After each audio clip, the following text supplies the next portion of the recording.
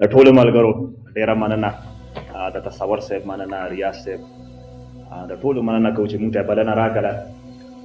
بس خبرې م ډېرې نه راځي، صدر صاحب نه به اجازت واخلم. د غزل نه مخکې یو څو شعرونه ویمه چې لاس کې به مې زهر و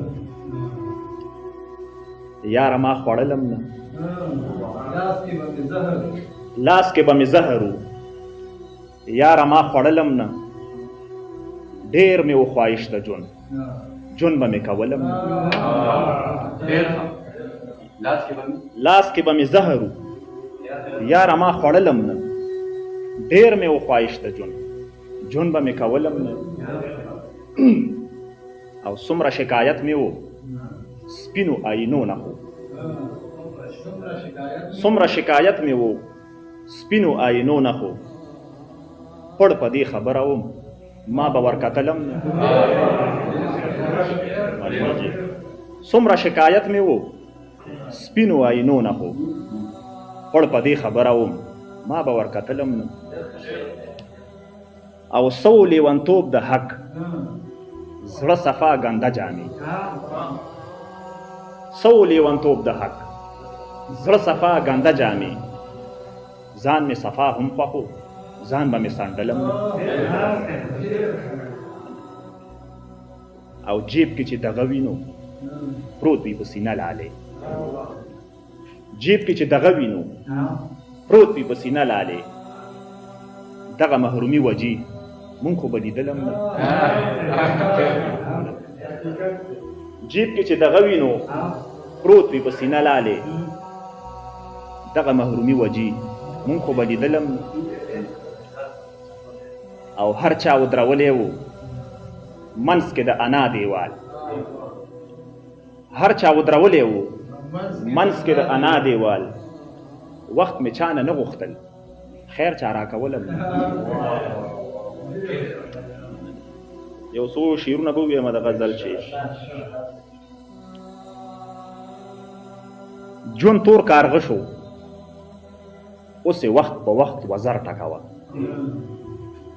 ژوند تور کارغه شو اوس یې وخت په وخت وزر ټکوه، دا د ګمان تنبه ده دا په کلک باور ټکوه.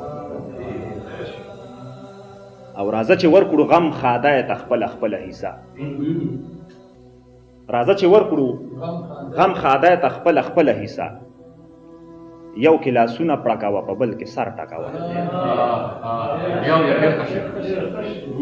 راځه چې ورکړو غم خادای ته خپله خپله حصه، یو کې لاسونه پړکوه په بل کې سر ټکوه. او د ټنډې کرښې د یقین په دعا نیغې ساته، د ټنډې کرښې د یقین په دعا نیغې ساته، ورځه د ربړ په تیشای باندې بیا غر ټکوه. د ټنډې کرښې د یقین په دعا نیغې ساته، ورځه د ربړ په تیشای باندې بیا غر ټکوه. او دا کوم انصاف دی دا د کوم یو رنګین کار له ورکړو،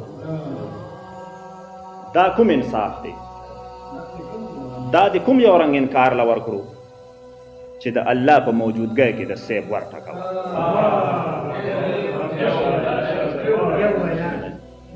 دا کوم انصاف دی دا د کوم یو رنګین کار له ورکړو چې د الله په موجودګۍ کې د سیب ور ټکوه. او دا څه ژوندون شو چې په ویښه سر نه خاورې سنډه،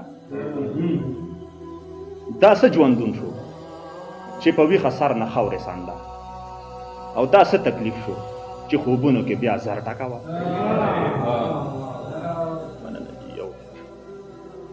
او څه مثال غواړي زما د اضطراب او صبر، څه مثال غواړي زما د اضطراب او صبر، نو راشه خپلو کې دوه کاڼي د مرمر ټکوه. او یو اشرف بل اشرف ته وویل اشرف به نیسو، یو اشرف بل اشرف ته وویل اشرف به نیسو، زه ورله خپې تړم او ته ورله پر هر ټکوه. او افتابه ډېرې دي اوچتې دروازې د اسمان،